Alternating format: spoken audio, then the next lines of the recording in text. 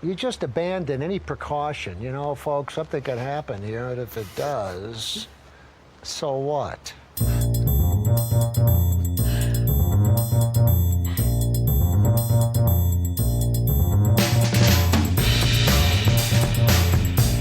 Hey friends, welcome to Nathan for Us, a Nathan Fielder fan podcast. My name is Kelly. And hi, I'm Megan. And we are back once again to chat about The Curse. We are on episode 4 of season 1, and this episode is called Under the Big Tree.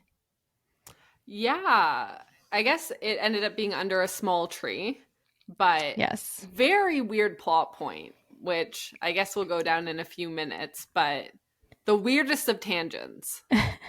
This whole series, I feel like, is just not what I expected at all. And I'm not saying that in a negative way. It's just not what I had thought it was about. And it's definitely less spooky than I was expecting. Yeah. It is uncomfy, which can be a spooky thing. Yes. In fact, it might be the spookiest of things, is to be slightly uncomfortable. For a whole hour. I think that's the real magic, is it's quite a long episode and you're kind of just very uncomfortable the entire time. Yeah, I feel like that's every episode though. And I watch these alone, and so I'm just alone and uncomfy, which might be better. I don't know. Yeah. It's good atmosphere, I think. Yeah. I do think this is a good fall show. I'm hoping it gets more paranormal. Because it's spooky season? Yeah, I think there's no love plot point. So I feel like that's summer, you need some sort of love plot point, or at least some sort of romantic subplot. I feel like in winter you need something a lot more joyful. And I think in spring, I'd say you kind of need a combination of both. But in fall, you can get away with just weird. Was Dougie's date not the most romantic date you've ever seen? It was What something. do you mean? Whitney and Asher are so in love. Yeah, just an absolute Hollywood couple that we're seeing with Whitney and Asher. She just wants the viewers to see what she sees in him. Which is apparently making an insane face and sound at the comedy class that he took. When you're supposed to make no noise. Yeah.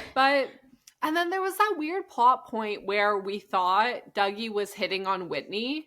And then I don't think that went anywhere. No, I do think, and we'll get to it, I do think that there's some unresolved sexual tension between Dougie and Asher. And I don't know if this is because he bullied him and Asher didn't realize. When they were alone together, you didn't see any spark whatsoever. Nothing. I didn't see a spark. And I'm mad if there was one. If there was one and I missed it, I'm going to be a little mad. But I didn't see a spark. I'm not saying this is actually going to happen, but I'm saying there's a particular energy between the two of them. Does Dougie know what Asher is working with? I don't think so. Does he know the cherry tomato situation? He does. Remember the nickname from the earlier episode? So he does know about the small cherry tomato situation. And how did he see that? They were on swim team. Yeah, and they were in the swim team together. Yeah, but just because you're on swim team together doesn't mean you know what someone's genitals look like. Those guys are all getting naked in front of each other 100%. I saw so many dongs when I was swimming. Everyone's just hanging dong. People just get changed. Did you see the dong? Because people just get changed on deck all the time. That's not normal. That can't be normal. Men just whipping out dongs at the pool. Just so we're clear, these are not men. These are children. Yeah, but that's also weird. Unless you're really young. What age is the age that you stop whipping dong out? Guys get 4 years old. Guys get changed on the pool deck because it's easier and they're lazy and the change rooms are gross. So they'd have a little towel and be trying to get changed, but sometimes the towel slips. Also, those swimsuits you often were just tight. Peeping? No, I was just standing there. They'd be talking to you and getting changed. I don't understand your swim team. I promise this is a universal competitive swim team experience. I don't think everyone has seen all of their teammates' situations. Not everyone's, but definitely like more than 3. 3 is too many. 1 is too many. Is there not a coach who's like, there's change rooms? The coach has a lot going on. Like He's what? not paying attention. He's got to be watching the swimmers. I thought everyone was done swimming. No, this would be like in the middle of a swim meet. Okay, this is the most We're really in the inappropriate weeds. Sport. We're really in the This weeds is on more, this one. Frankly, this is more on topic than we normally are, because at least we're vaguely discussing. And Dougie goes true. swimming later. He does go swimming. He is not trying to reveal some information about himself to bond with another person, and then has an old man swim by to deter the conversation. And I was really hoping that would happen. Yeah, I really want to talk about like Dougie's wardrobe, and like the swim trunk choice with like the kind of Guy Fieri flames. It was very bold. Oh, okay. So I just, I love Guy Fieri, as do you. Yes. Just an American hero. Just don't tell us who he voted for. For the love of God, I don't want to know. Like, I'm not here to discuss that today. I've lost too many heroes. I just want to go to Flavor Town. I really can't handle this news. And I watched him. Suddenly he's doing a podcast circuit. I don't know if he has a new show coming out or something. I've been like saving it. And he comments, like the clip I saw from it is everyone saying, oh my gosh, the flame shirt's so iconic. You must love that. And he's saying how there's so many bachelorette parties who go and see him and are at his restaurant like every single day. There's at least 4 bachelorette parties and they're all in flame shirts. And he was saying that there was one promo photo ever that had him in a flame shirt, and he never wore it on the show any other time. He took one photo in it, and that's like his signature piece now. That's which is so iconic. rough. It's so it's like a Mandela effect. Yeah. Mm-hmm. Oh my gosh. I want to believe it's the only, like if he was a cartoon, that's the outfit he would wear every day. Yeah, like I think Celebs on Sandwiches has probably done a Guy Fieri in a flame shirt on top of some sort of sandwich. Yeah, I feel like I need to know what sandwich he was on. Probably like a hoagie. I bet. Okay, shall we get into the episode a little bit? I guess. If anyone is unaware, we've been talking about this at the beginning of all of our episodes. We are on YouTube now. I saw one comment from someone who apparently like organically found us on YouTube. So shout out to you if you have somehow found us on YouTube. We have a whole backlog of other episodes on Spotify and Apple Podcasts. Yeah, we have almost 60 other episodes of all of Nathan Fielder's work. We have podcasted about every episode of Nathan for You and every episode of The Rehearsal. And then during the curse, we decided this is when we need to be on YouTube. Yeah, an interesting time. But yeah, we are back in Dougie's car, in Dougie's Mustang. Yeah. This was so fucking weird. What the fuck, Dougie? I was so not expecting the reveal of like how this all happened. Like, so yeah, we have this setup. He's in his Mustang. He's parked kind of in like this desert, desolate area. And there's 2 other cars near him. There's like what looks to be a G-Wagon and then some sort of BMW. So like nice cars. And he has written on his hand, "Under the big tree." And this is so just mysterious. I'm like, what are we doing here? Is this some sort of thing tied to the casino? No, nothing to do with the casino this episode again. Why would it loop back? Why would it be connected? Nothing to do with the HGTV show. Literally just like Dougie on some sort of soul searching journey. Well, at first you're like, why are there so many cars? Why don't you have your car keys? Because he gets the call from HGTV to tell him that, you're getting your show. His phone dies and he goes to, I assume, plug it in and realizes he does not have his car keys. So now he drunkenly gave himself a scavenger hunt to do. So he must have been drinking. Yes. Because he had to write himself a note to look under the big tree, and then also goes and looks under multiple trees and cannot find what he's looking for a few minutes.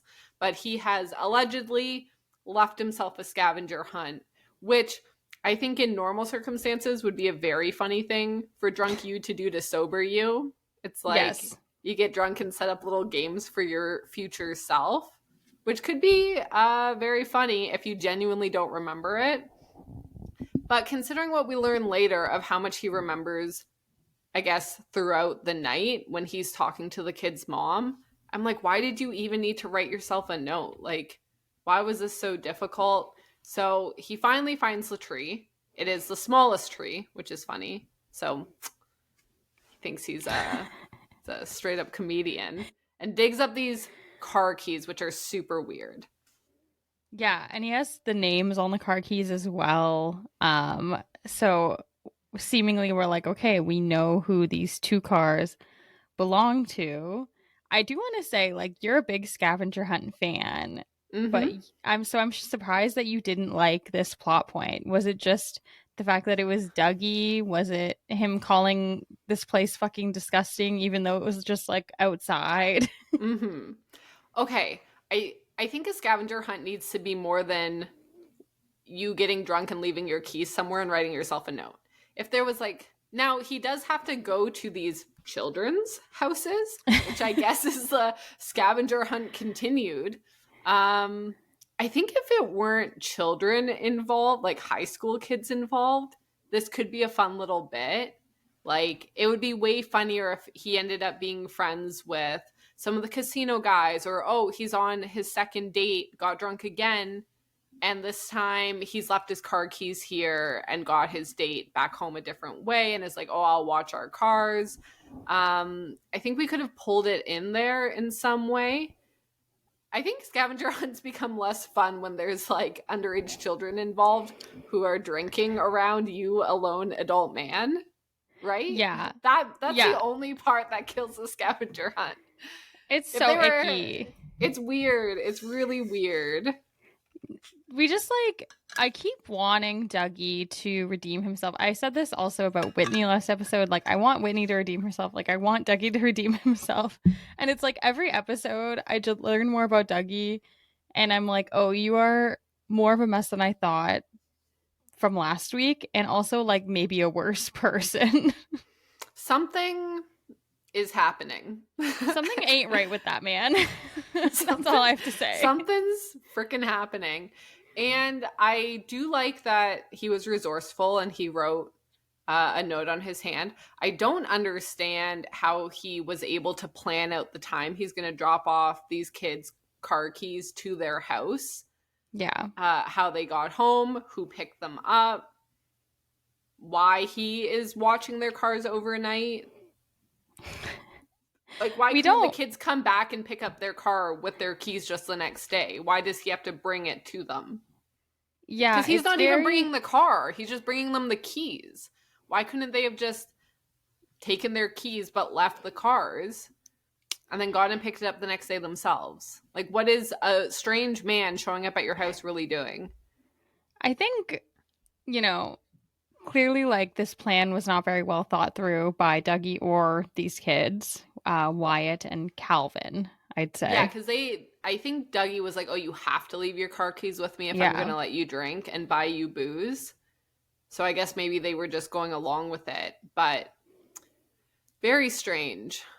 Very strange. While he's searching for the keys, he also finds like a piece of broken pottery, it seems like, that he takes and puts in his pocket, which we come back to kind of at the end of the episode, but we don't learn anything else about that other than that it seems, again, mysterious. Now, this part I like. Fun little pottery slice, fun little rock, fun little shell. Like, I'm all for finding little treasures like that. When you find like a kid's car keys with their name on it and a time, like, that gets spooky. Yes. Just a weird scene. A weird scene vibe altogether. Weird vibe. But very exciting. The show got picked up Flipology? Flipanthropy. Flipanthropy? I think it's actually Flipanthropy? fliplanthropy, but like I don't We're know if in, that's just my baby. subtitles are saying it wrong. 10 episodes. So really exciting Yes. for everyone. Asher and Whitney get to cash in on those houses when the neighborhood gets lit.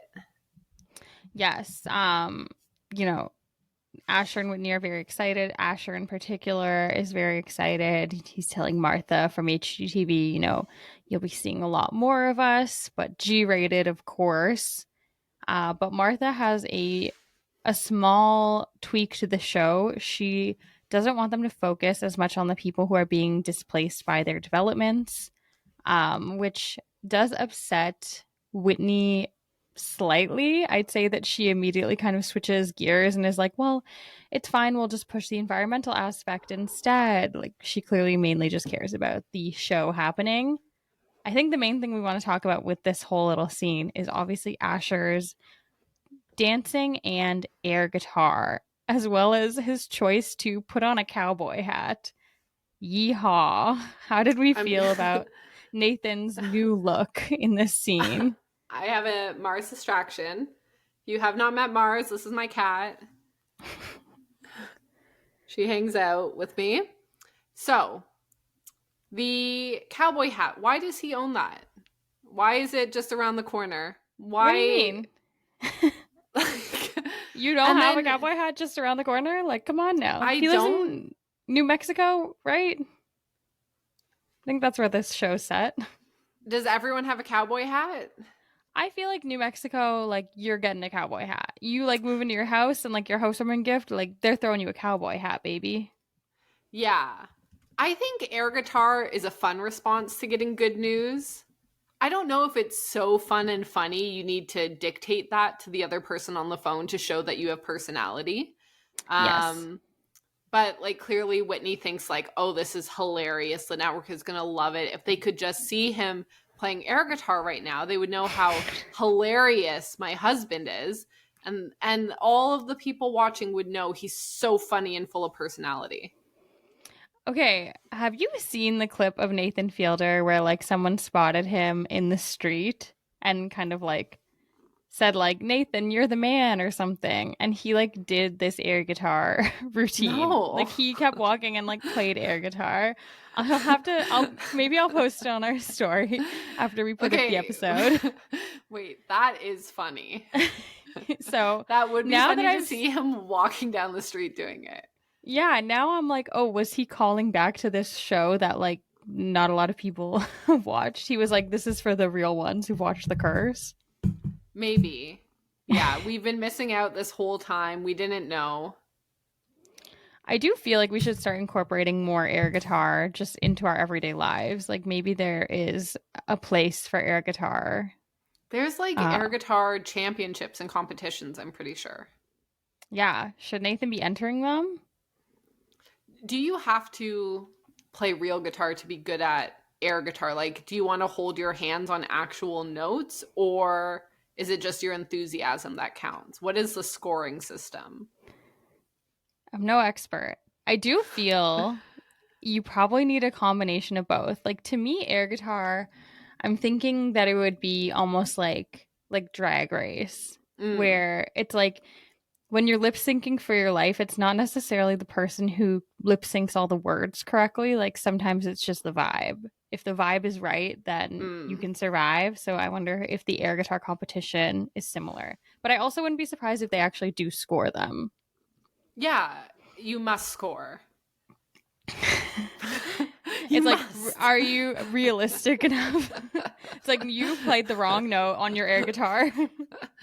Yeah, because obviously you exaggerate. You're not just like, I don't know if you can see my hands, but I also don't know how to play guitar. I was like, I don't think you did any hand motion.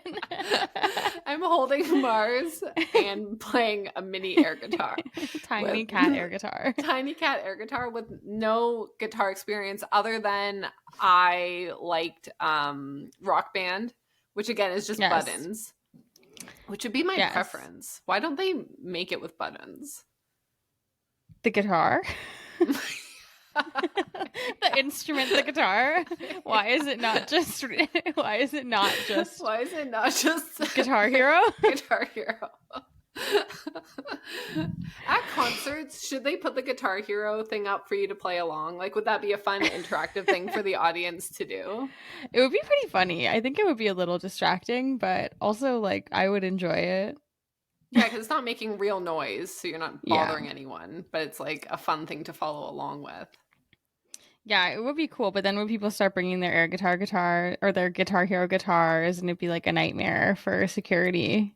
It's like that, what's it called when you're at a theater and it's like the D box, like the D box, where it's like, we're going to shake your chair and we're going to spray water in your face and there's going to be smells and stuff. It's like you can be in the concert. Like, we're going to shake the floor and you can play along, and I don't know. I like the idea of like going to a concert and it's like D-Box. So I don't know, you're seeing a cover band and they're playing like Rock Me Like a Hurricane, and there's just like high winds. Like you're getting sprayed with water. Oh, fully immersive. Immersive concert series. I don't know why that's also the first song that came to mind, but you know. I think it worked. I think it's the one that you really wouldn't want. Like, if it's a nice day out, do you really need to get sprayed with water at a concert? But like, I feel like you illustrated what you wanted to. And if it's a really hot day, it might be nice to be in a hurricane. Like, everyone else is sweating and you get the little mist. I think it'd be funny if it was just one person doing the job. They have like a spray bottle and a fan. They're just like... Oh man, it'd be perfect. They're working hard. This is a great business idea. Yeah. If you want to go to a concert and feel extra immersed, hire us. Buy us tickets right in front of you to blow in your face. We'll be there. We will be there. We'll get the song list ahead of time and we'll come up with fun little prompts and things to do. Maybe we'll bring you some costume changes. Oh, I like some an perfumes. An audience costume change would be wild. What would you do if you're performing on stage and you look out into the audience and someone in the audience was doing a quick change? That would be really throw me off my game, I think. Well, it's like they respect the concert so much. They understand the range of your work and that sometimes you need a different outfit depending on the mood. And so true. You're willing to put in that time. And maybe you were a swimmer in high school and are comfortable whipping it out, whipping your dong quick, doing a quick change. You bring a little towel and you do a sneaky little change. Suddenly the whole concert is a new mood for you. Do you have an outfit that you wear like when you're really happy or really sad? Me personally? Yeah, you're the only one. You're the only person here, Kelly. I thought it was just like a general question to... Does one have happy outfits or sad outfits? I don't think I have like a happy outfit. I definitely have my outfits that if I'm like, I just want to be comfy, I've got, you know, the number one pair of sweatpants that are doing a lot of heavy lifting. But how about you? Yeah, I think when I'm like real down bad in the blues, like I'm not getting out of bed, so maybe my pajamas are my sad clothing because I'm not getting dressed for the day. Yeah, I don't really wear jewelry, but when I'm like really going out, I'll like throw on like a necklace and it's like, wow, I'm really doing it today. Ooh, who is she? Just a little sparkle. Really going all out. We're so off topic, but I did just want to say I looped it back to the bathing suit thing, which to be fair was also not on topic. So we didn't even get back to the show. All I wrote was, this was very weird. I don't like it. Thanks. Yeah. Those were my notes. One more concert tangent. I went to the Weekend concert. Yeah. You like got not too long ago. Incredible tickets because of your job. Yes. You're just very random. Just randomly was at the Weekend concert. And there was like this big gold statue of like a naked lady, and she had a big dump truck, and she is right in front of me, and her butt was facing me, so like I just was staring at it, and I was so confused, like, who is this woman? Is this like his muse? Like, who is she? And it It's turns the out androids. she's just called Sexy Lady, and there's no meaning. She's just a giant gold sexy lady, and that's the meaning. Is it C3PO? Like, No, it doesn't, like, it is the same color, but but way it doesn't sexier. like beep boop bop bop or anything. It just like spins in circles, and the whole concert Slowly experience. flashes everyone the booty. It's like, and you get some booty, and you get some booty, and now the booty's over here. Was it evocative? It got the people going. It really was. The whole experience is a little confusing. There's also all these women in like red coats, like red giant capes, who like their faces were covered. It was giving very Handmaiden's Tale. Yeah. And they just kind of like walked around, did some dances. Anyway, it was still a fun concert, but I was like, maybe I'm just not a big enough Weekend fan. So I didn't quite understand. Our future AI overlords would see that and be like, oh, the Weekend respects how sexy we as AI are? Or would they be like, we're not your object? Yeah. With this my anger, culture. My culture is not a costume. I'm honestly not sure. Like, she was a sexy robot, so I guess that's good. I don't know. But would you want to look at that booty again? I think I'm good. The one time was enough for me. You got your fill. I'm just jealous because I haven't seen it. I feel I'm lacking this in my life now. I'll send you some pics. Maybe I'll put them on our Instagram story so people can see the sexy lady. Okay. Okay, so back to the episode. We kind of see Whitney and Asher. They're reacting to the news. They're very happy. And one thing that Asher mentions is if they should wait to list their Juniper Lane property until after the show airs, because if they do that, they're going to be able to make more money.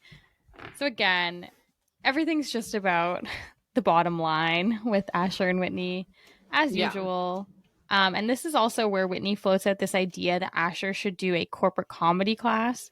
And she's like, you're already so confident and funny off camera, but maybe it would help with you on camera and your on-camera persona.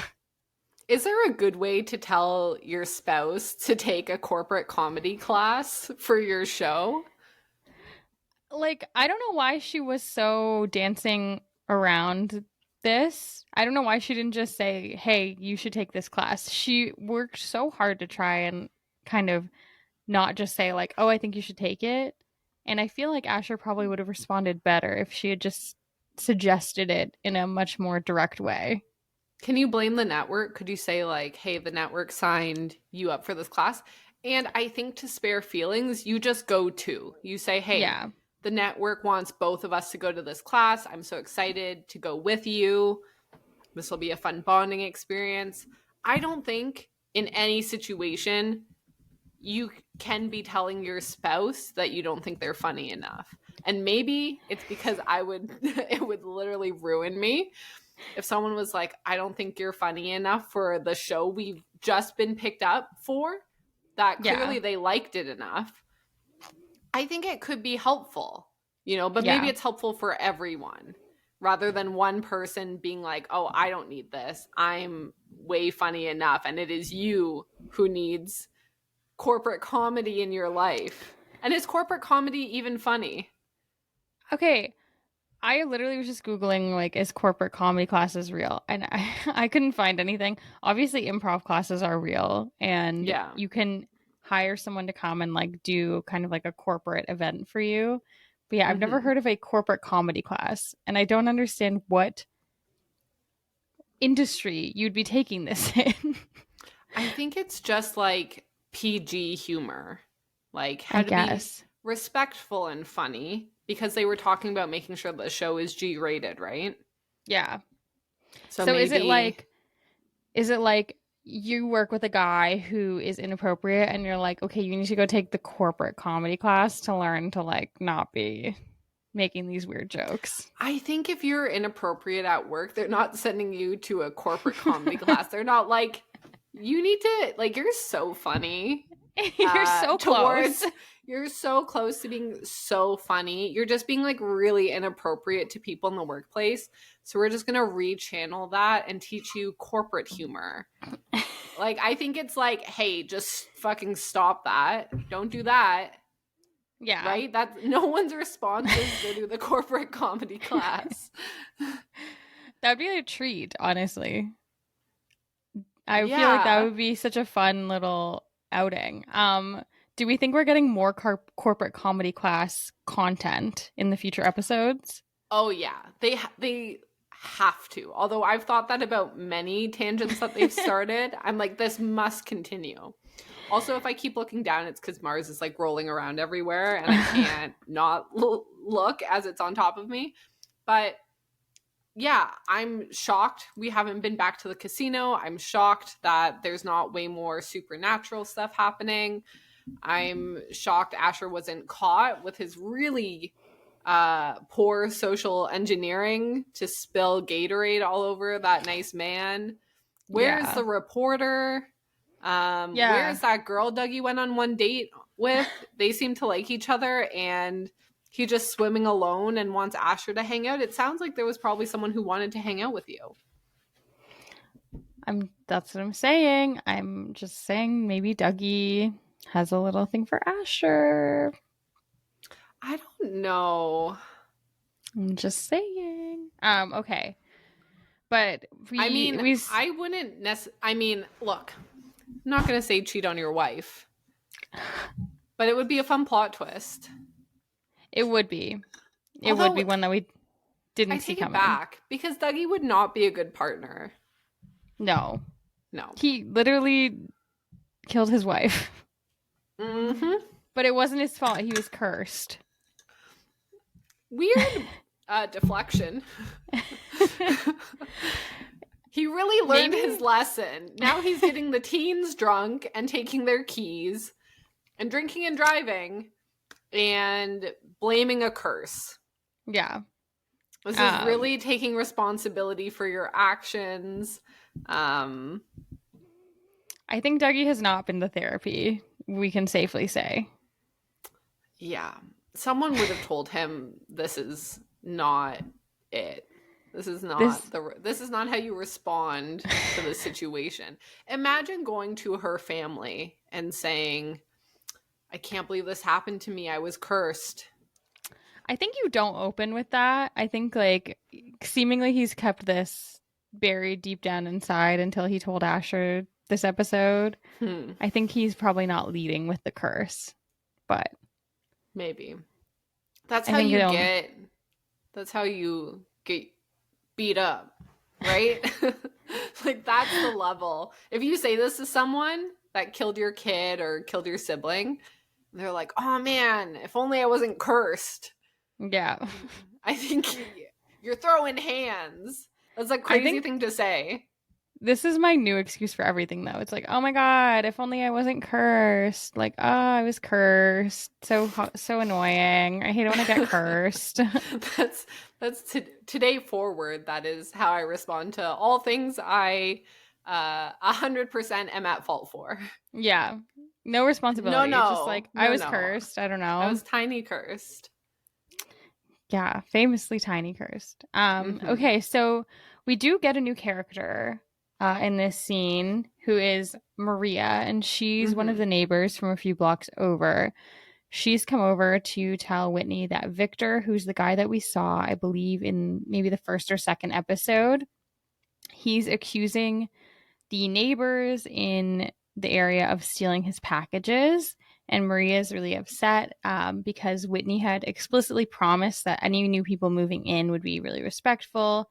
And Victor's just kind of stirring stuff up, clearly implying something about his neighbors who are at a different income level, seemingly, than he is. Okay. Maybe I'm missing something. But this seems crazy to expect from a developer to go and be like, oh, the person you sold this house to, you need to go and manage their behavior. Like that. Yeah. I'm like, that can't possibly be their responsibility.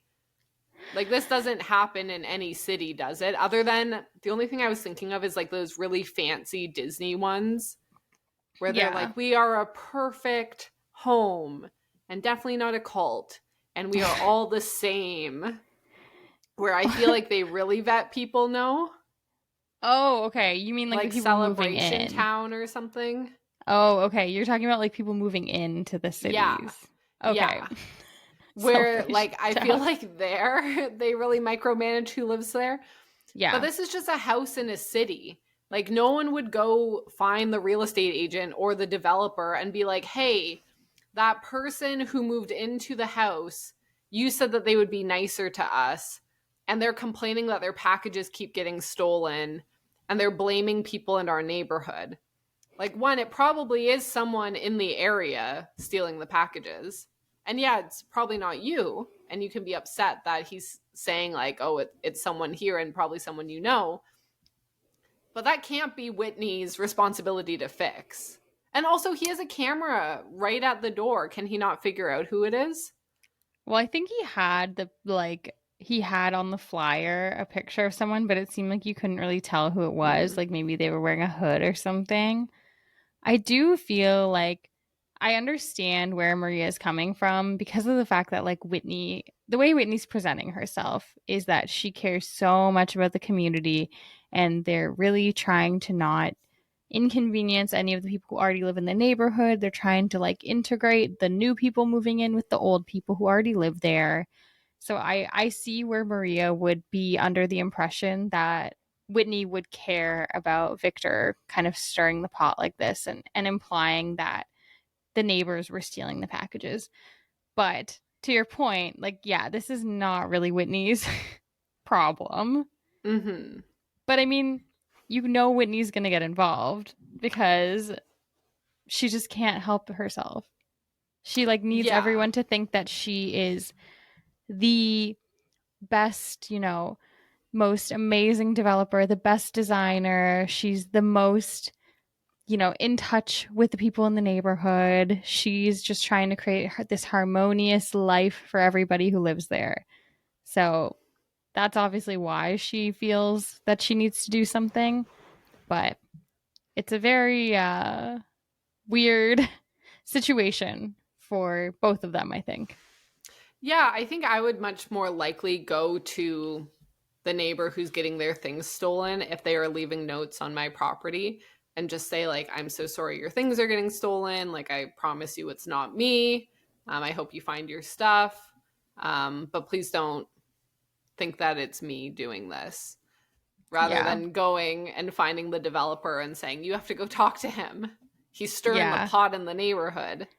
Well, it seems like he also doesn't want to talk to any of the people in the neighborhood because even when Whitney goes over to see him, he's like, oh yeah, everyone's been so welcoming, and he's very like sarcastic about it. So I feel like maybe he's just been not super kind to the neighbors, and that's maybe why Maria went to her.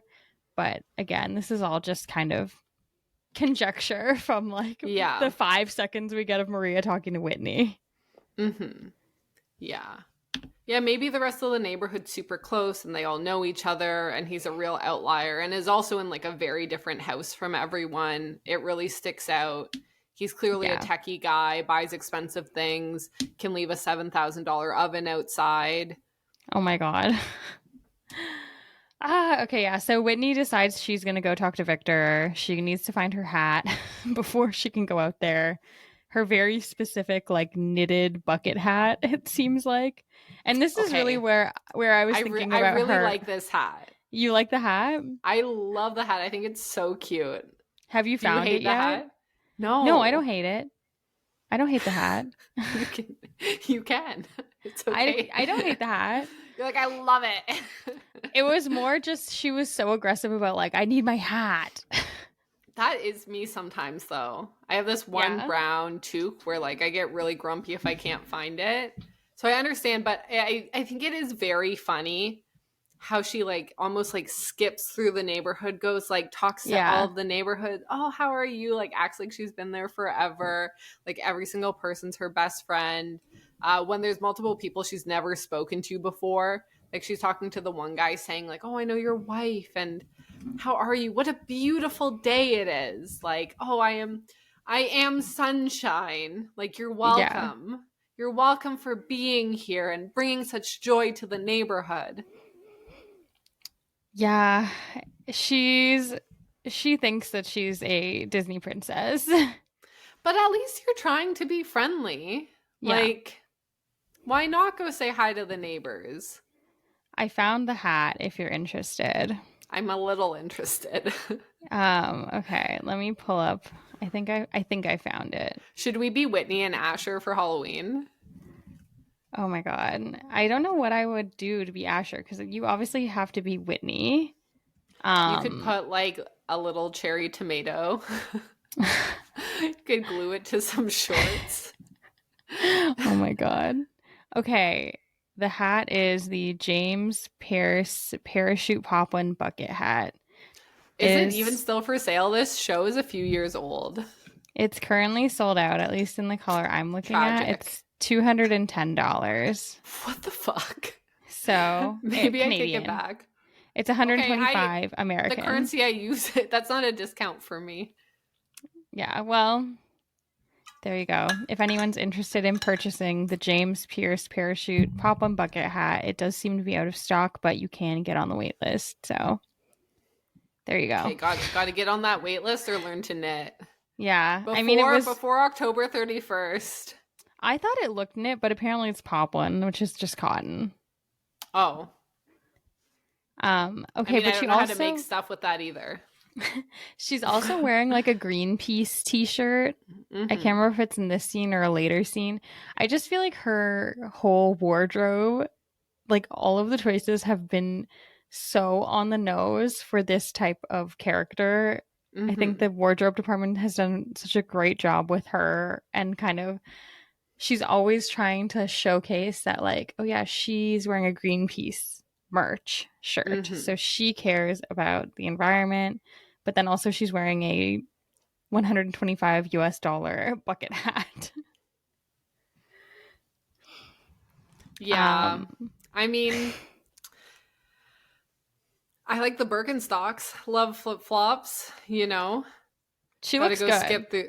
She looks good. She looks good.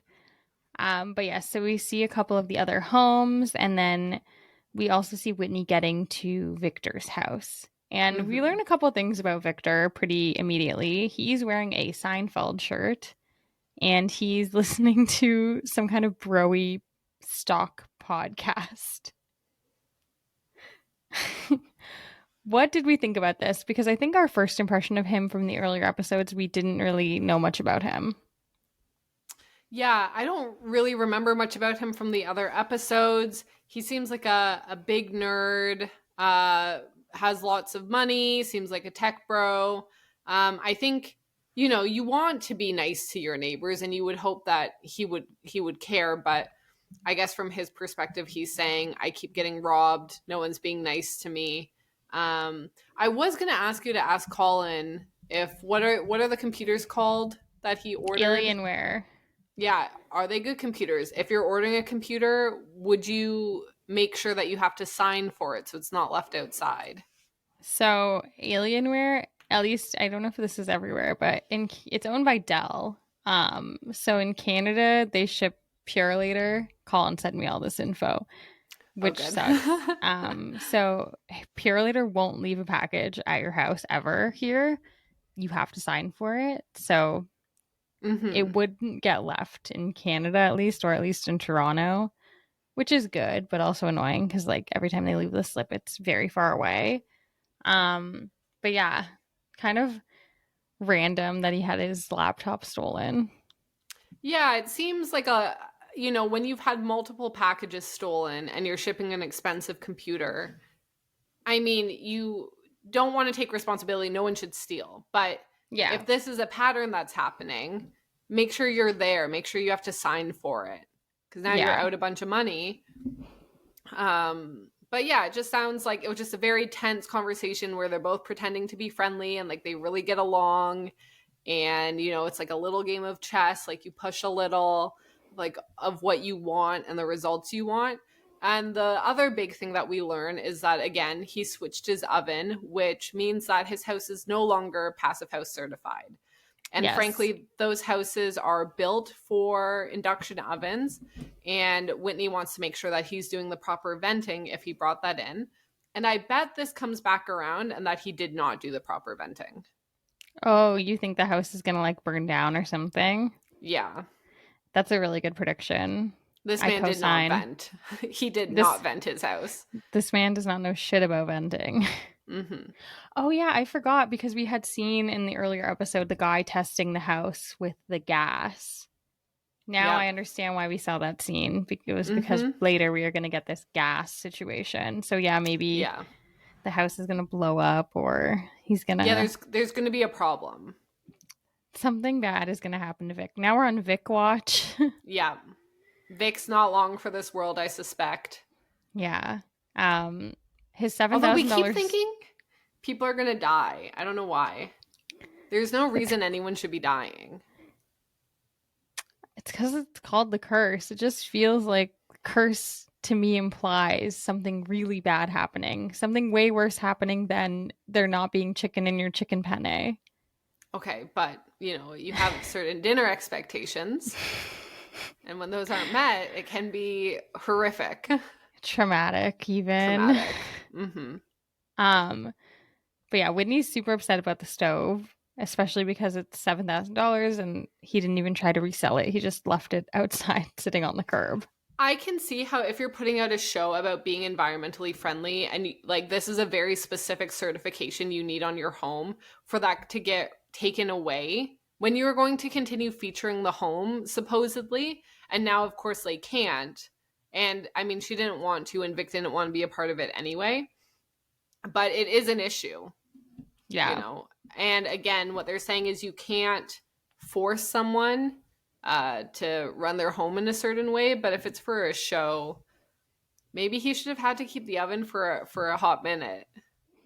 Yeah, I mean, I see his point. Like, he's like, I bought the house, so I'm going to make it the way that I want. But it also does beg the question, like, why did you buy this specific passive house? What was the point? Like, it seems like maybe he just bought it for the clout or to, like, make himself feel better. But, yeah, I'd be interested to also see, like, the inside of his house. Like, how is his house decorated? Definitely. I'm dying to know. Yeah. So we also see a scene with Asher where he is seeing if he can open and close their version of like those food deliveries where previously the chicken vanished from his penne. He's checking to see how easy it is to open and reseal the meal because his thought process is still Nala came and literally stole the chicken out of his pasta.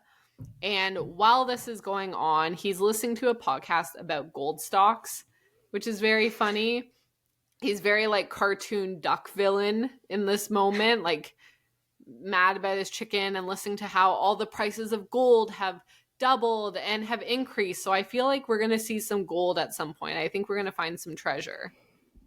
Yeah, I mean, I feel like Asher is into anything to get a quick buck. I'm sure Asher was all over like Bitcoin. I'm sure he's all about the blockchain. I would be shocked if he doesn't own some NFTs. Like, he just seems like that kind of guy. Asher's crazy for this. Yeah. Like, Nala's how old do we think? Like 8? 8 years old? At most. She's not sneaking into your house and opening your things. And taking the chicken and then resealing it and putting it back. Like, come on. What a heist that would be. It'd be so funny, though, if she was. It would be a good bit. It's a great prank, to be honest. Frankly, Dougie, I bet if anyone actually was, like, doing it for real and like, heisting this and was playing a big prank on him, I bet it's Dougie because he got the footage.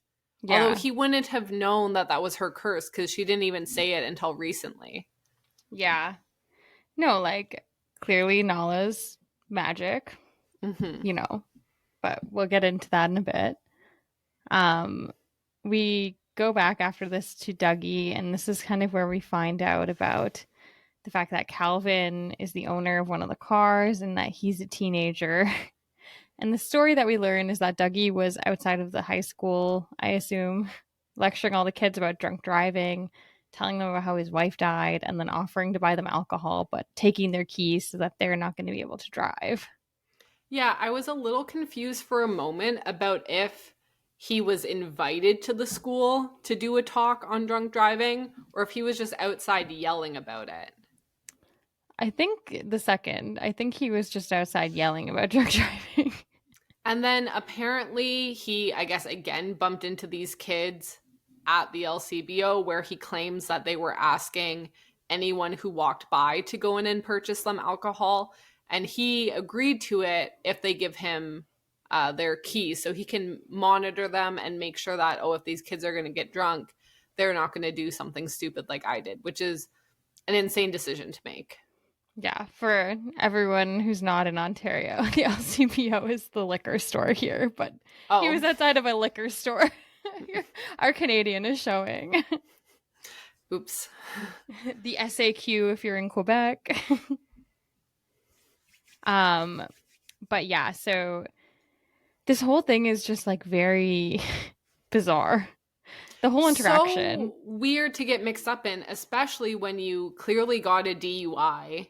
Like to legally even involve yourself with illegally purchasing alcohol for minors and then like hanging out with them while they drink? Or did you just take their cars and keys and they went off and drank? How did they get home? Why would you write down their names and numbers and hide their keys if you're supposed to be the responsible one? He hid his own keys, which I guess you would assume that he got hammered as well.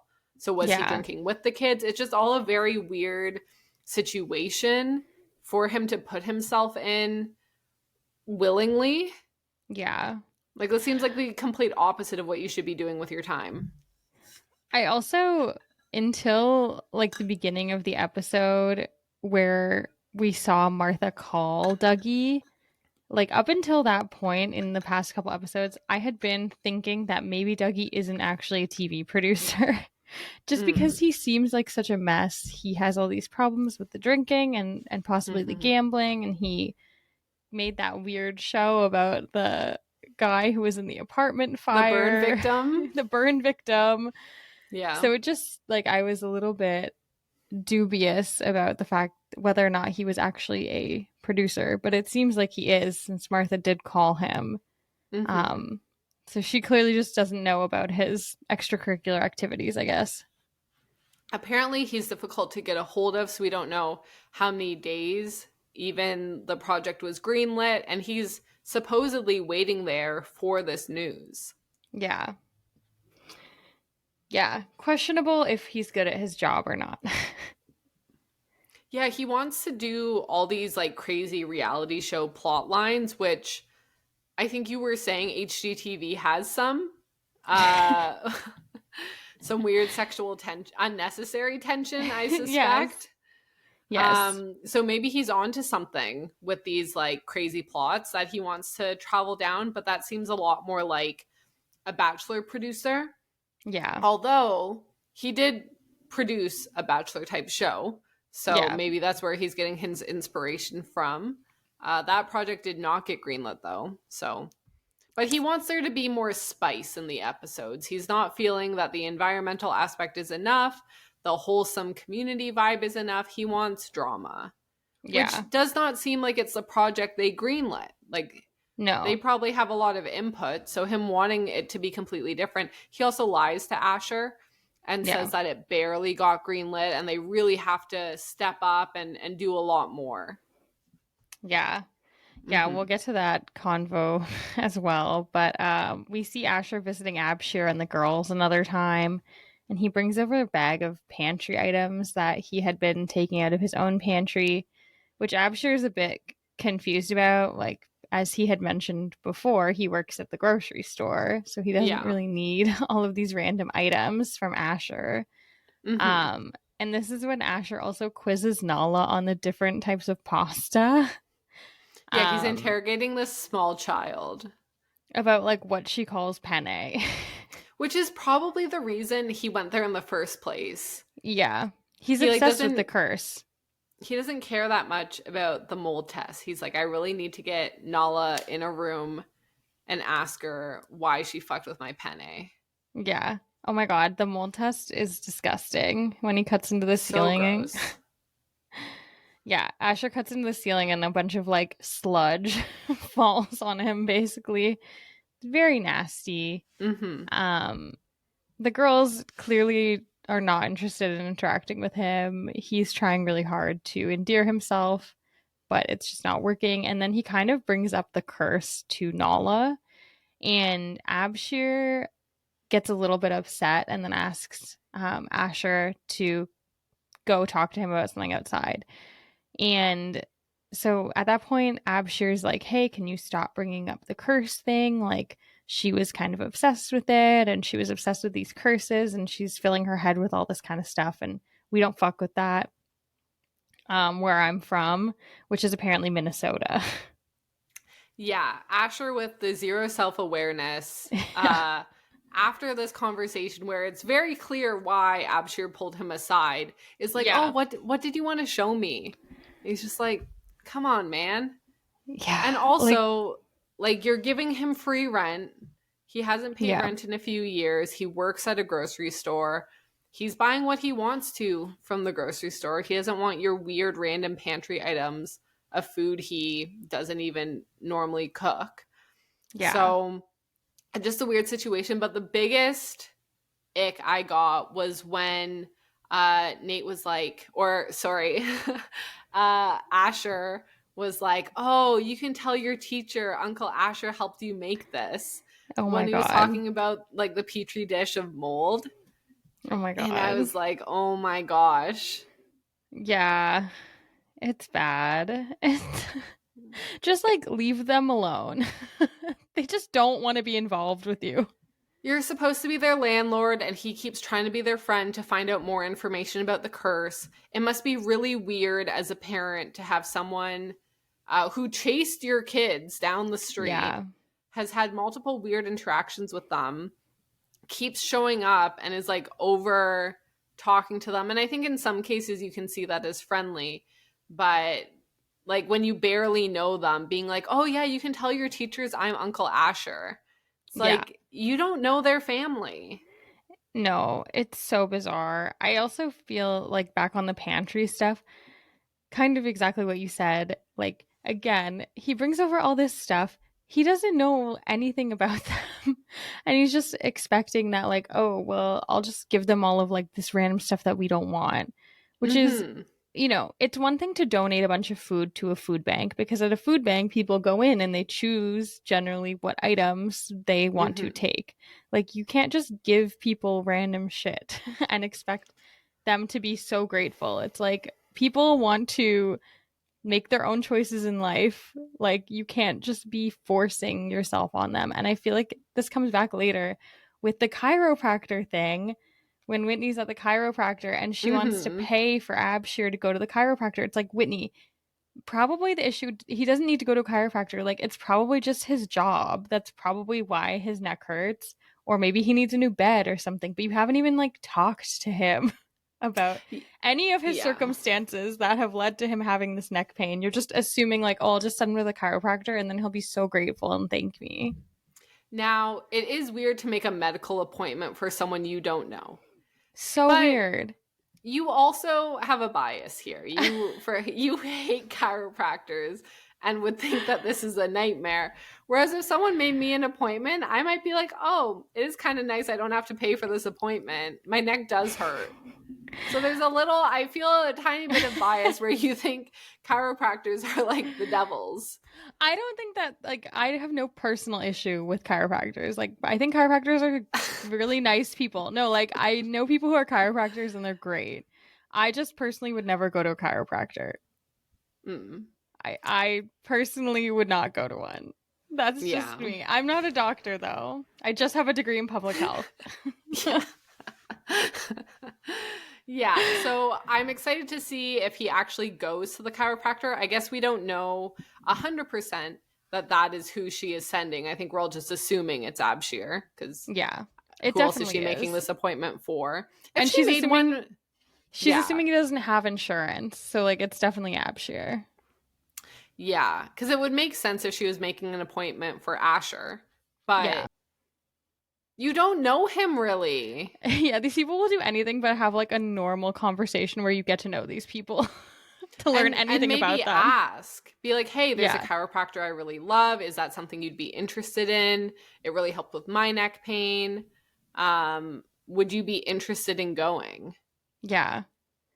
I did think it was funny when Abshir was like, yeah, we don't fuck with that where I'm from. And then Asher's like, oh, where are you from? And he's like, Minnesota. Like that was incredible very funny. writing. That was very funny. It was very good. I mean, frankly, all of this is incredible writing. I just like, if the goal of the writing and like the camera angles, the shots, the music, if the goal is to make me uncomfy, like you've done it. Yes. And they have some very funny moments this episode too, which there's not like so many laugh out loud moments. Like we started with Nathan For You, which is a very funny show. And then the rehearsal was like a little less funny, but had some great moments. And then here we are with The Curse again, where it's more of a vibe.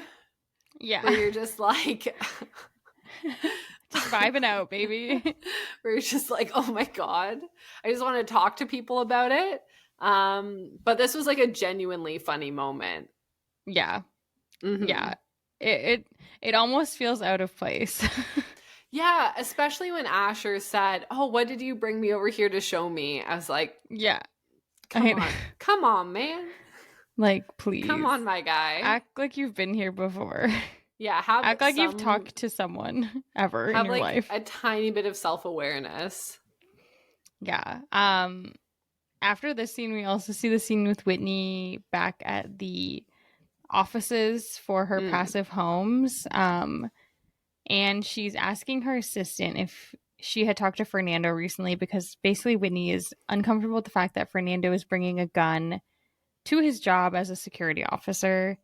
And she kind of asks her assistant to talk to him in a very roundabout way of being like, well, it's making us uncomfortable. And her assistant's like, no, it's making you uncomfortable. Yeah. But like, I'll talk to him for you. Okay, this gave me the most bad vibes. As I am concerned for everyone's well-being. Okay, you cannot ask him to be a security guard in America and then give him like zero protection of any kind. And her specifically asking him to not bring a gun, like it is going to come up that they need someone with a gun, right? Yeah, or like he's going to get beat up or something. Something's going to happen where he has no self-defense because of this conversation and you continuing to insist on it. It's going to come back around. Vic's house is going to explode. Fernando's going to get beat up. Something is happening. Things are happening. Things are happening. The casino storyline will come back. Yes. They installed the lights, so you stay. The scandal. Yeah. Again, like Whitney won't even actually talk to Fernando. Like her assistant's like, oh yeah, I had like a really long conversation with him. He's such a nice guy. And it's like Whitney can't even just suck it up and be like, hey, it makes me a little uncomfortable that you brought a gun. Like, yeah, you're supposed to be his boss.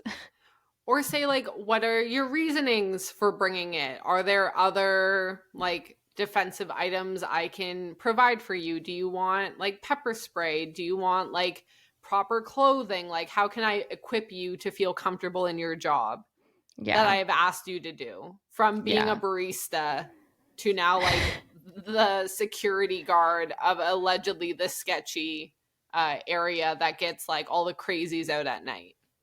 Yeah. Yeah, still on Fernando watch for sure. Do you think they just keep planting these little situations where we assume the worst is going to happen and then nothing bad happens and they just keep doing this to us? It's definitely possible. I could see it. A Chekhov's gun, honestly. This would literally be a Chekhov's gun. Yeah. I could see that being the way they're writing the show. The only thing is, like, this is the 4th episode. I think there's only 10 episodes. I feel like we're a little far into it to be setting up so many things for there to be no payoff from any of it. Maybe he installed the venting really well, and then he befriends all the neighbors, and Yeah. Fernando decides he doesn't need a gun anymore to feel safe in his hometown. And it's like, you know what? These are a lot of my friends. And he talks to the people at night, like person to person, and they come to an understanding, and, you know, there's no danger. Yeah, famously in America, one thing people are good at is just talking it out and coming to a non-violent understanding. Of course, yes. If there's one thing I've learned, it's that.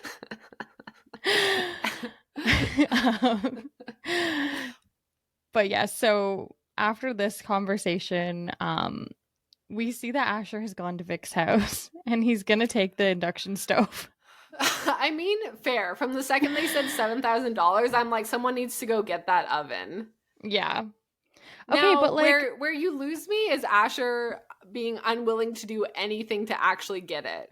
Yeah, he does zero work. He's making his friend Freckle, again, another new character, Freckle. Incredible name. Such a cutie patootie. Freckle. Great name. Where did he find Freckle? I'm like, is this another casino guy? I don't think we've seen Freckle before.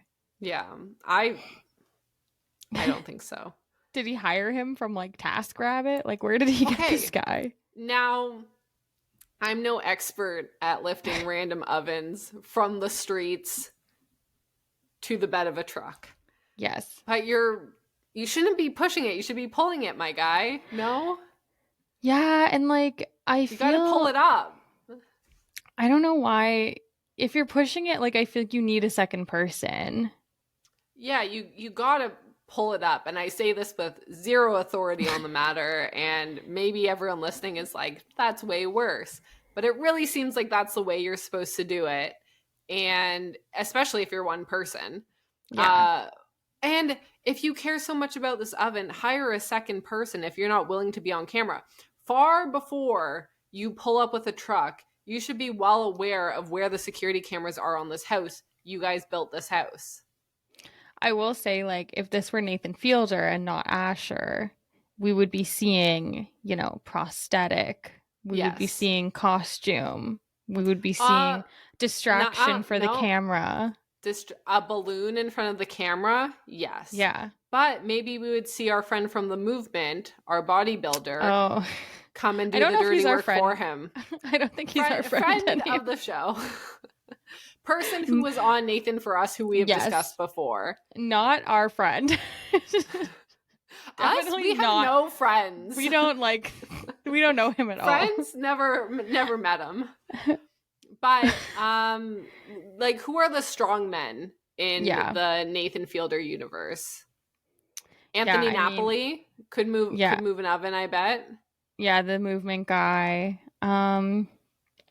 I feel like those are the main ones. I remember there was the episode where he was on bodybuilding forums a lot as well. Like, he just looks like he has like dad strength, you know, like he maybe doesn't go to the gym, but he's a force. I mean, unfortunately, like Jeff from the rehearsal could probably have moved that stove. Show muscles. I would trust. You think so? I would trust Meredith to move something far before I would be trusting Jeffy boy. I think Meredith would have like a better plan. Like she would like use physics to figure it out. She'd map it out. She'd execute. Jeff would do one thing wrong and then blame the first woman that walks by. He'd drop the oven and then pretend it wasn't on him. Yeah. Yes. Well, the oven does get dropped and it breaks seemingly. And then they just drive away. Glass pane. But Asher bailed on this plan very quickly. Yeah. He wasn't very thoughtful again. If this was Nathan Fielder, we'd be covering the cameras or we'd be hiring a second person. There would have been a little bit more thought into this. But we get a sloppy execution. We don't get the $7,000 oven. No profit. But thankfully, I assume he now has gold somehow. I feel like also there's like, I don't know, at least in my neighborhood, if someone leaves something like at the curb, that's just fair game. So I don't know why Yeah. he's so stressed about taking it. Maybe he thinks it's embarrassing for him to go and get the oven, but you're the one who picked out this oven, or you and Whitney. So you would Yeah. actually like it and would want it. And I'm sure you could even just ask Vic, be like, oh, hey, let me take that away for you because you don't want it. Like, please let us know if there's anything else in the house you'd like our help getting rid of. Like, you Yeah, can just it have a is- conversation with him. That's your friend. He's helping you get a discount. Like, you know this person. Just say, like, oh, man, I didn't realize you didn't want that oven. I'm so sorry. I love this oven. Would you be okay if I grabbed it? It is also like kind of rude that Asher's like, we gotta take the $7,000 oven back when like literally anyone else probably in the neighborhood could use the oven. Yeah, although I guess no one went to take it. And allegedly the house is getting robbed so often Yeah. that you would think someone would have picked it up by now. But maybe they don't know how much the oven is worth. Probably. The point is, this was unnecessary. Yes. If it was Nathan, we would have gotten pizzazz. We would have gotten some style behind it. And instead, And we would the have oven. gotten profit. We would Yes. have gotten that oven lickety split, no problemo. And we would have been putting people's ashes in it and cranking that baby up as high as we can. I don't think it would get hot enough. I think at max it's like 500 degrees. We need a I pizza guess. oven. We need a pizza oven for the people burning. We do need the pizza oven for the people burning. Mhm. Okay, so we see the oven is left. And then this is the scene where we get Dougie and Asher, where I think they maybe have a little energy. You just like it when people bully you, I think. I just want two boys to kiss, okay? I don't know. I'm a feminist. You're like, things that I love. 1, giant gold women with big booties.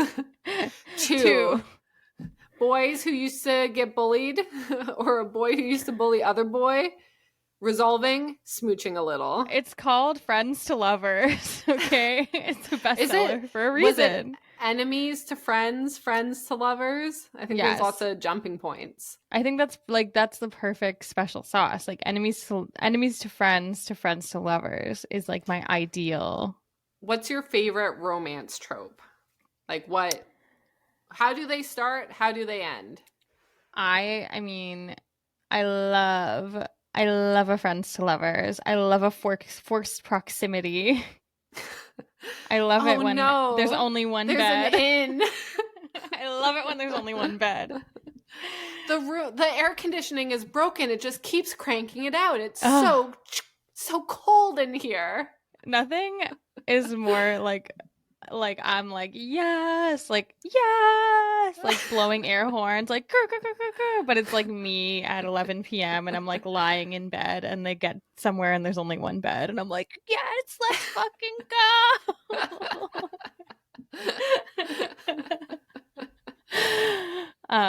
That's my Super Bowl. Yeah. Well, maybe that'll happen. Maybe we're waiting for it. Have you've seen, obviously, actually, I feel like we've chatted about it in various group chats, but there's a Hallmark Buffalo Bills romance movie coming out. Okay, I'm sure you're very excited about that. My new Super Bowl, that's your Super Bowl, is the Bills Hallmark movie. Mine is there's a bird watching one, which I've decided as of like 3 days ago that I'm very pro bird watching. It's a new discovery. I think that's based on a book too, isn't it? Not a clue. And maybe we can talk about it in like our, like there's the regular tangents and then there's like an extra, like we're just talking about other stuff bit we'll get to. The most incredible, well edited bird watching, I would call it a documentary that was on YouTube from just this 2 bros who decide to get super into bird watching for a year. And it is incredible. I was so into it. And then I think because I watched it, I was advertised this Hallmark bird watching like love extravaganza, and I was my like, God. this must be mine. I must watch it. I am dying for all the bird puns. But the world of bird watching is insane. Like, it is so competitive. It is based on how many birds of different species you can see within a calendar year. So the whole game restarts every single year again. And I do it's like love this that. big competition. And bird watchers can spend almost $200,000 a year in travel chasing down birds. There's this one couple, and I don't remember anyone's names, but there's this one like elite couple who are at the top of the game, who are crushing it year after year. And they have to have a pact where if they go somewhere to hunt down a bird, because someone will post that there's a rare bird in this area, and they'll travel for a full day to get there. They'll like book a plane ticket. Oh my And God. they have to go to the bathroom together at the same time, because if one of them saw the bird and the other one didn't, like the dispute that would happen. So they have an alliance where they both have to see the bird for them to count it. That's because they're a wild. team. Because if one of them was in the bathroom when they saw the bird and then it left, like, oh, what? Now your spouse is going to be winning. number one? Now you people, two like- are pit against each other? Do people like sabotage each other? Like, I'm just thinking, like, I'm out here, I spot the bird, and then I like throw salt water in someone's eyes so they like can't see the bird. Or like, No. I grab their glasses and throw them on the ground so they can't see the bird. That's assault. Assault. But no, I think they're all posting and they're kind of helping each other out, but are also in Okay. competition. And then there's all these things that are like frowned upon. Like if you can make the bird sound with your mouth, everybody loves it. Okay. If you are playing it off of your phone, a lot of people frown upon it. So there's like etiquette. There's like bird watching etiquette. Which I don't think it's like you cannot do it. It's like frowned upon. And then you have to submit photos to this app that keeps track of it all. But people like the guys that this documentary follows, it's the only video they've put out. They're like incredible. I was like, God. what else is on this YouTube channel? It's just this. They spent a year doing it. And I think one of the guys is like a videographer and had to put out a few other like reels. But this is really the only thing that's on their channel. It's their magnum opus. They spent a year. Yeah. They traveled around in a van for a year, slept in the van, would get up, would be chasing after birds when it's half dark, trying to spot them, trying to get photos of them. I think it counts if you hear the bird or if you see the bird, and the bird has to be alive. Oh. You can't see a dead bird, or you can't like shoot the bird or something like that. Oh my God. It has to be alive. There was a situation where someone traveled to see a bird like far, got on a plane, and right before they got there, a different bird ate the rare bird. No. Here, let me find the name of That's this. so upsetting. I That's put it so in the doc. upsetting. I wanted to talk about it. I was like, I just need to tell you to watch this documentary. Here, let me find the name of the video. I needed to bring up Mr. Fantasy the other week, and you needed to bring up bird watching. Like, this is just how it goes sometimes. Occasionally, there's just something that it can't be contained, and we need to discuss it. Yeah, I can't be contained. So, a glimpse into extreme bird watching. Owen Reiser, Reiser. Look them up. They're just like the two broiest guys, so laid back. They're just like, we're going to get super into bird watching this year and tell you all about it. The one guy is a great artist and is drawing little pictures of the birds that they found. It's very wholesome. It's just a lovely time. I had a great time watching it and just kept saying like, this is really well produced. This is really great. So maybe Dougie could take some tips. I mean, we don't know how Fliplanthropy will turn out in the end, right? So maybe he's doing a good job. I just have a suspicion that he is not, because, you know, he's seemingly drinking maybe on the job. Oh, he is most certainly drinking on the job and is buying minors alcohol. And, I mean, I guess we'll get to that part, but is telling people he's a video producer? Yeah. Why would you tell the angry mom that? Yeah. She's gonna find you. Yeah, I don't know why he told the mom that. It's crazy. But yeah, Dougie and Asher are discussing the show. They aren't going to move forward with Vic, but they are discussing two as of yet unseen characters, Dennis and Lucinda, who are going to be moving into Palmer Lane. And we learned that Asher used to call Dougie Big D back when they went to camp together. And they kind of just reminisce over some possibly Domino's pizza. Now is a good time to reveal your nickname when we met, which was DJ Kelly Kells. Okay, I feel like like that was what I called you. That was like never my choice of nickname. You don't choose your nicknames. Yeah. It found you, but a large group of people called you that for like a year. I know. I still don't really know why. I don't know why either, but it was probably David and I who came up with it. We were probably just underage and drinking, and that's probably how it came up. Well, it doesn't quite make sense. Oh, it's because your name ends with a Y, because mine was Maggie B, David was Mazzy D, and we did that little like naming convention for a few people, but your name's already Kelly. So we're like, we got to go a different direction with this. It makes it difficult. Yeah. But yeah, we learned that Dougie was bullying Asher, but Asher again didn't have the most self-awareness and thought that it was literally just joking around. So then is it, I mean, it's a hard pill to swallow when you feel this guilt that you have been bullying someone and you need to address it. But it makes it worse because Asher thought you guys were joking around and were good friends and were bonded more because of these jokes. So it's just a very awkward situation.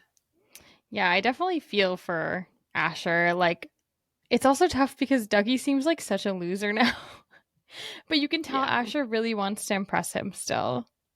Yeah. Yeah, I would be interested to see their dynamic when they were at camp. Who else was in this friend group? Because I guess there was a group of them all kind of making fun of Asher. Yeah. But Asher obviously thought that he was good friends with them. Good to apologize just in case. You know, better safe than sorry. Yeah. I also, we got to get into... So they start looking at the curse video and Dougie is like, you didn't notice in the video that when she curses you, it like becomes staticky, which I don't know. Does it? Like, not really. I guess that's it stutters all a little bit. That is all ghost hunting. That's all the ghost hunting. They're like, oh, there's this little blip. There's a little bit of static. It really means something. Yeah. That's all that it is. And this is where we find out that Dougie was cursed, and there's no other way to explain what happened to his wife. And then he like is so abruptly to like, be clear, we can't talk about this. To be clear, we did not find out Dougie was cursed. We found out Dougie has made up a curse to put off blame for his blatant irresponsible behavior. Yeah, like I need more. Like, what do you think happened here, Dougie? Who cursed you? Who do you think cursed you? And why?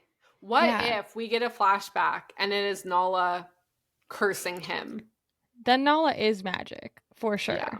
Confirmed. Yeah. And hates Dougie way more than Asher. Yeah. Killing your wife versus taking some chicken from your dinner. Yeah. Yeah. Yeah, I'm also like, is Nala going to curse more people? Like, are we going to get another curse on Asher? Yeah, I hope she is magic and does curse a lot more people. Yeah, it'd be more exciting. Mm-hmm. This is also when we see the Cairo scene with Whitney, which like that part I think we've already covered good enough, like well enough, but we got to talk about what goes on when she leaves the chiropractor. And she goes to like this weird, I don't even know what it is, like a religious ceremony. Mm-hmm. There's a neon sign that says always take the high road. I was so confused by this. I did not see this plot point coming. Obviously, something else for us to watch. But what do you think this was? Yeah, I didn't like dive in enough to figure out like what if it's religious, which religion, what is happening here. If you know what it is, please let us know. Leave a comment, DM us, because I don't know. But I think it's just a clear example of she shows up. They say, "Oh, would you like to join us?" Yeah. And she says, "No, I just want to watch." Where she's unwilling to put in the actual, real, tangible work to truly be a part of a community, where she's going to remain an outsider watching and then claiming that she understands and is a part of the community. Because I'm sure she might walk away from this claiming that she knows what was happening and was a part of it, and then maybe even bump into some of the people there later and act like they really know each other. Yeah. But she continues to be an outsider looking in and just thinks that by watching, she has an understanding. Now, yeah. ironically, we are also watching and don't understand what is happening. But I think that this will come back where she continues to be an outside observer. Yeah, it's giving the art show again. Yeah. Which I hope we also see the artist come back. I think I said that last week, but yeah, I one to watch. What the hell's going on with Whitney and this cult? Question mark. Now that the show is actually getting picked up, because I do think that the artist also just wants to be popular and wasn't doing very authentic work. You know, she was just kind of making fun of all the middle class white people who showed up to her show rather than doing art that she's actually really passionate about. She's just like carving turkey.